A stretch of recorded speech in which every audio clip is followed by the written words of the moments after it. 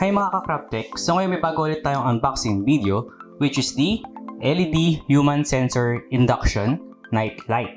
So motion sensor night light siya na pahaba. So makita natin dito, naka-Chinese siya. So ang English nito is color temperature. So may tatlo siyang klaseng color temperature.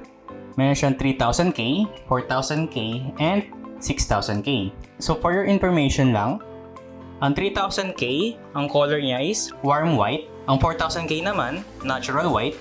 And yung 6000K naman is day white. So unbox na natin to. So meron siyang USB cable type 2.0.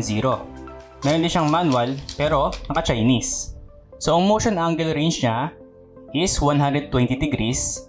And yung layo is 3 meters. Last item is itong Induction night light. So as you can see, pahaba siya at maliit lang. Ito yung kanyang motion sensor. Sa gilid naman, ito yung USB charging port. Then sa kabila naman, ito yung switch niya. So off, auto, and on. So sa likod naman, magnet siya na may 3M sticker. So ito napakadali lang ikabit kasi 3M sticker lang siya.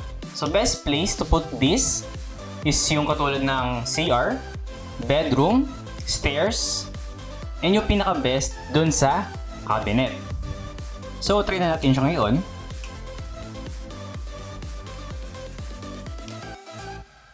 Yan. So, pati yung ilaw para makita nyo yung LED.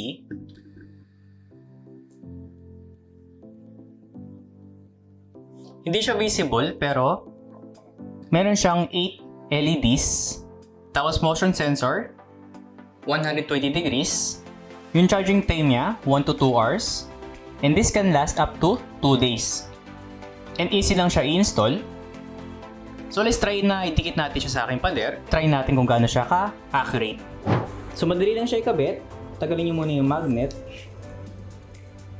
And yung cover ng sticker. So set natin siya ng automatic.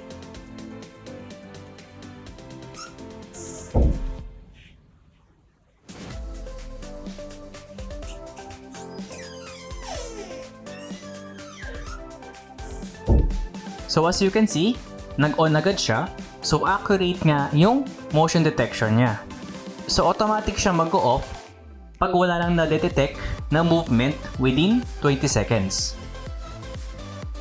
So hindi na natin kailangan i-connect sa Crabtek Home application kasi ready to go na agad siya. So motion sensor lang siya at mag-activate na siya.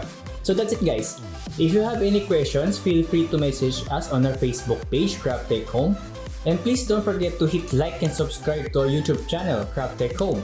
And I hope to see you soon on our next unboxing video. Bye!